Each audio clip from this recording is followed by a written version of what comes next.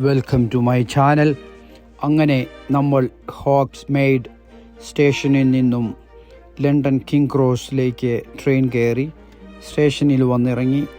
അവിടെ നിന്നും നമ്മൾ ഈ വഴിയോരത്തിൽ കൂടി നടന്ന് കാഴ്ചകൾ കാണുകയാണ്.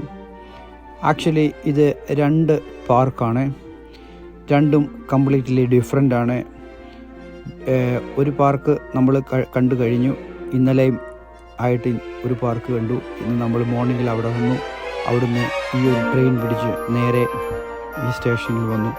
ഇത് ഏകദേശം ഒരു 10 മിനിറ്റ് യാത്രയുണ്ട് ഈ ഒരു പാർക്കിലേക്ക്. അപ്പം ഇവിടുത്തെ വിശേഷങ്ങളാണ് ഇന്നത്തെ ഈ വീഡിയോ. എൻ്റെ മറ്റുള്ള വീഡിയോകളിൽ നിങ്ങൾ ദയവായി കാണണം. അപ്പോൾ ഏകദേശം ഈ യൂണിവേഴ്സൽ പാർക്കിൻ്റെ ഡീറ്റെയിലിനെ പറ്റി അറിയാൻ സാധിക്കും. അപ്പോൾ ഒർലാൻഡോയിൽ നമ്മൾ 2 ദിവസത്തെ യൂണിവേഴ്സൽ പാർക്കിലെ ടിക്കറ്റാണ് എടുത്തത്. ഇന്നലെയും ഇന്നുമായിട്ട് നമ്മൾ 2 ദിവസമാണ് ഇവിടെ സ്റ്റേ ചെയ്യുന്നത്. അപ്പം ഇനി ഈ വീഡിയോയിൽ ഓരോ കാഴ്ചകൾ നിങ്ങളെ കാണിക്കാം.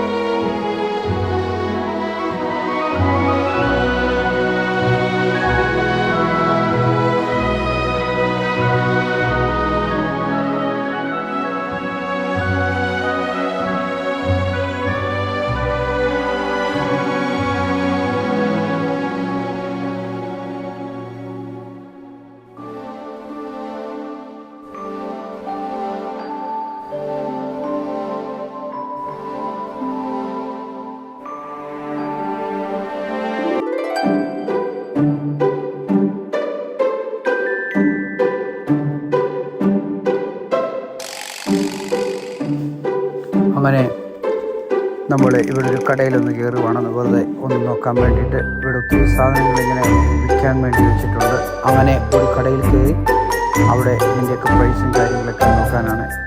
എല്ലാ സാധനത്തിനും ഭയങ്കര വിലയാണ് ഇവിടെ.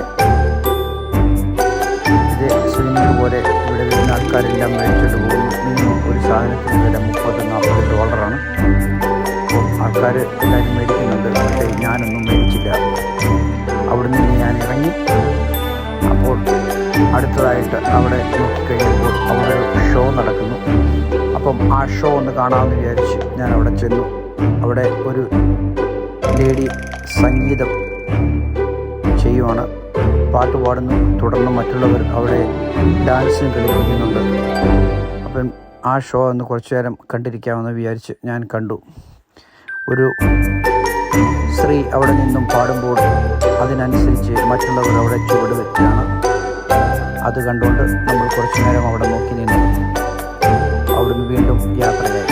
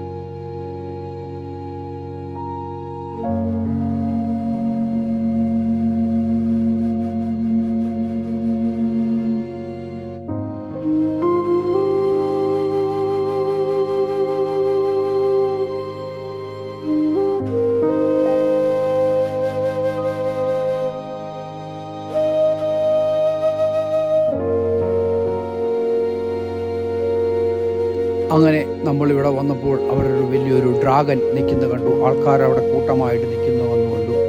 അപ്പോൾ എനിക്ക് മനസ്സിലായി ഹാരി പോട്ടറിൻ്റെ അകത്തുള്ള സ്റ്റോറിയിലുള്ള ഒരു വലിയ ഡ്രാഗനുണ്ട്. ആ ഡ്രാഗൻ അവിടെ നിന്നും തീ തുപ്പുന്ന കാഴ്ചയാണ് കാണാൻ സാധിക്കുന്നത്. എല്ലാ 15 മിനിറ്റിനുള്ളിലും ഈ പാവൻ ഡ്രാഗൻ അവിടെ നിന്ന് തീ തുപ്പും. അതിൻ്റെ തീ കാണാനും ചൂട് കൊള്ളാനും വേണ്ടി താഴെ വളരെ ജനക്കൂട്ടം ഇടിച്ചു നിൽക്കുന്നുണ്ടായിരുന്നു. അപ്പോൾ ഞാൻ അതിൻ്റെ തീ തുപ്പുന്നത് നോക്കി വെയിലത്തെ പട്ടിയെപ്പോലെ നോക്കി നിന്ന് കുറേ നേരം. എന്നിട്ടും ആ പാവം ഡ്രാഗൺ തീ തുപ്പിയില്ല. പിന്നെ ഞാൻ അവിടുന്ന് കുറേ നേരം നോക്കിയതിന് ശേഷം ഞാൻ അവിടുന്ന് വീണ്ടും നടന്നു.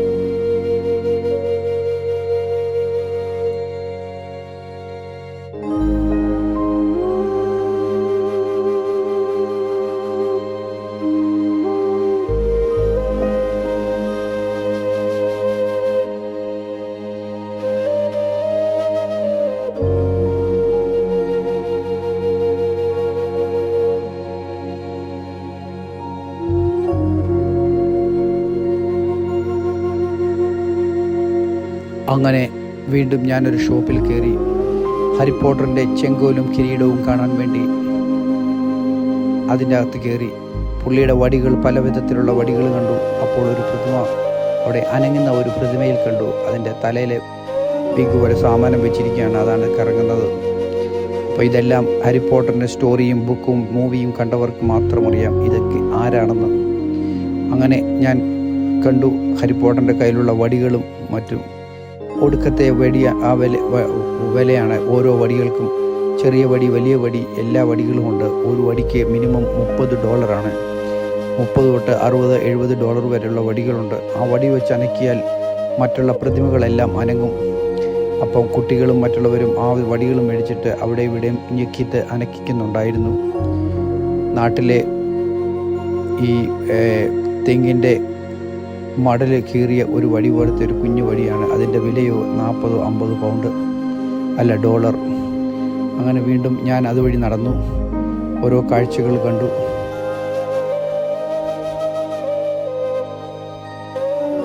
അപ്പോൾ ഇതിൻ്റെ ഒരു അകത്തോട്ട് ഉള്ള ഒരു സ്ഥലത്തോട്ട് വന്ന് കാണുമായിരുന്നു. അത് തുറന്നു കണ്ടു.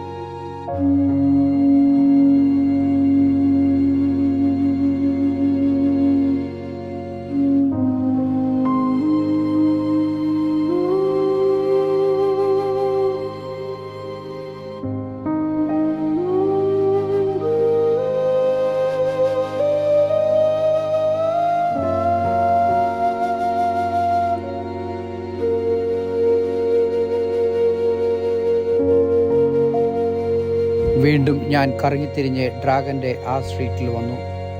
എല്ലാവരും ഒരുങ്ങി അവിടെ നിൽപ്പുണ്ട്. ഡ്രാഗൻ്റെ തീ തുപ്പുന്നത് കാണാൻ ഞാനും നിന്നു. കുറച്ചു നേരം കഴിഞ്ഞപ്പോൾ അതാ ഡ്രാഗൻ തീ തുപ്പുന്ന ആ ആഘാതം എല്ലാവരുടെയും തലയിലോട്ട് വിടുന്ന ഒരു നല്ല ചൂടുണ്ടായിരുന്നു. എൻ്റെ തലയിലും കുറച്ച് ചൂട് കിട്ടി. അങ്ങനെ ആ ചൂടത്ത് ഞാൻ വീണ്ടും നടന്നു. കുറച്ച് ഡ്രിങ്ക്സൊക്കെ കുടിച്ചു. വീണ്ടും ഓരോ കടകളും ഈ സ്ട്രീറ്റും വായി നോക്കി നടന്നു.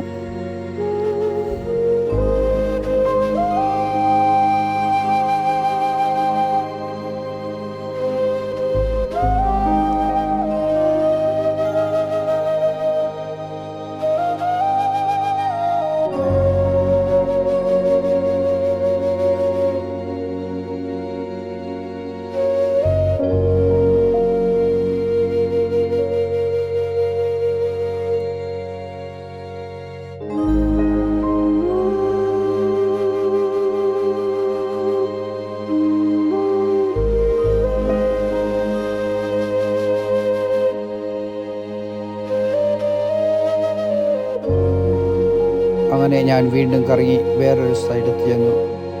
ഇതൊരു യൂണിവേഴ്സിറ്റി സ്റ്റുഡിയോയുടെ 2 സൈഡിലായിട്ടൊരു നടപ്പാതയുണ്ട്. നടുക്ക് ഒരു ലേക്കുമുണ്ട്. അപ്പോൾ ഈ ഒരു ലേക്കിൻ്റെ ഒരു സൈഡ് മുഴുവൻ റൈഡും കാര്യങ്ങളുമൊക്കെയാണ്. വലിയ വലിയ റൈഡുകളും കൊച്ചു പിള്ളേർ തൊട്ട് വലിയവർക്ക് വരെയുള്ള റൈഡുകളുണ്ട്.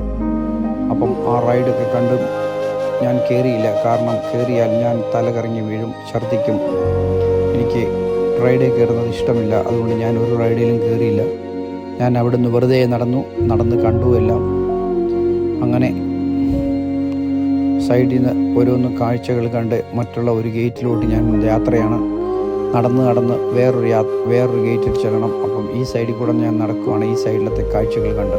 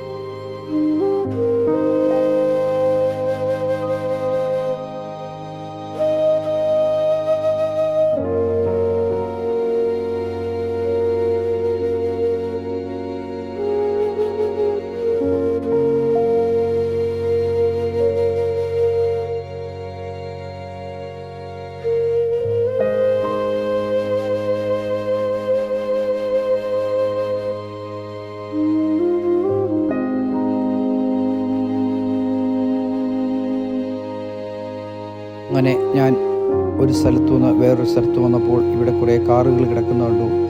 ഫാസ്റ്റ് ആൻഡ് ഫ്യൂരിയസ് എന്ന മൂവിയിൽ പണ്ട് യൂസ് ചെയ്ത കാറുകളൊക്കെയാണെന്നാണ് അവരോട് ചോദിച്ചപ്പോൾ പറഞ്ഞത്.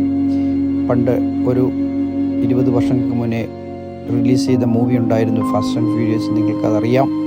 ആ ഈ മൂവിയിൽ യൂസ് ചെയ്ത കാറുകൾ ഇതാണെന്ന് പറഞ്ഞവർ ഈ കാറൊക്കെയാണ് അന്നത്തെ ആ മൂവിയിൽ അവർ യൂസ് ചെയ്തിരുന്ന കാറുകൾ. അതൊക്കെ കണ്ടു അവിടെ നിന്ന് നേരെ വീണ്ടും എൻ്റെ നടപ്പ് തുടങ്ങും.